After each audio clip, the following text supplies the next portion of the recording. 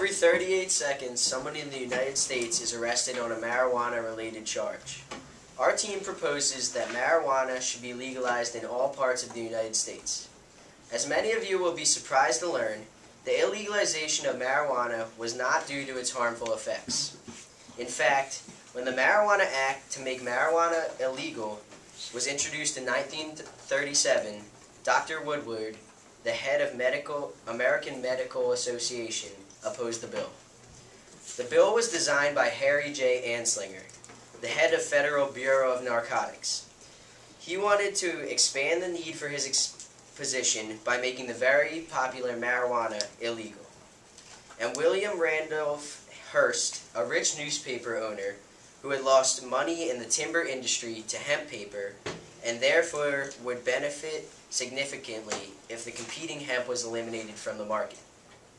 Yellow journalism won over medical science, and the Marijuana Act of 1937 became law, thus making marijuana illegal.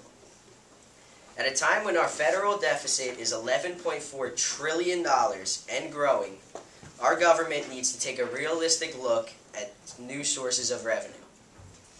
According to researcher John Getman, our government could generate over $42 billion per year by legalizing marijuana. Currently, there are 33,000 state prisoners and 11,000 federal prisoners incarcerated on marijuana-related offenses. These inmates are costing over $1 billion per year for housing alone. Another $10.7 billion is spent in direct law enforcement costs.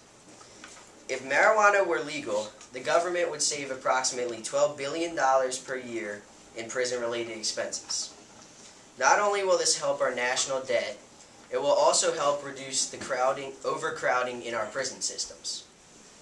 This $12 billion is less than 1/3 of the money that could be saved yearly by our government through the legalization of marijuana. If marijuana was legal, like alcohol and all other products of the sort, it would be subject to tax, which is estimated to generate an additional $31.1 billion.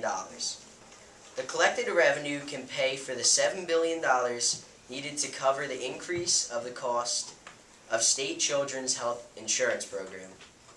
There would be an additional $35 billion left to subsidize necessary programs without cutting our teachers, eliminating after-school programs, getting rid of Head Start preschool program, and many more essentials that are on the verge of extinction too.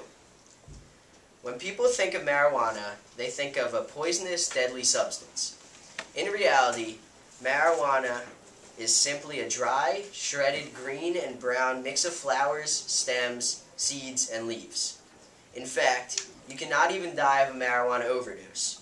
Marijuana cannot stop your heart, and it actually stimulates the right and left side of your brain. People worry about our youth becoming addicted to marijuana, but it's much less addictive than alcohol, with just 9% of its users becoming dependent, as opposed to alcohol with 15%. Our proposal is only for the legalization of marijuana, not the mandatory utilization of marijuana. There are many legal products, including tobacco, alcohol, and fast food, which are readily available to those that choose to use them, despite their known harmful effects. Each year, over $22 billion is generated by taxes on tobacco alone. In the United States, 5.4 million deaths are caused by tobacco.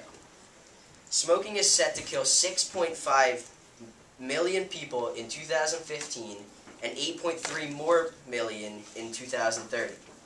To put this in perspective, every 6.5 seconds, a current or former smoker dies, according to the World Health Organization. Each year, an estimated 70,000 people die of an alcohol-related death. In fact, according to the January 2005 edition of the Journal of American Medical Association, the leading cause of death in the United States is tobacco, and alcohol is the third leading cause of death. The argument that marijuana use needs to be banned by the government to protect us from ourselves carries little weight when other potential more harmful products are sold, taxed, and consumed legally in our country.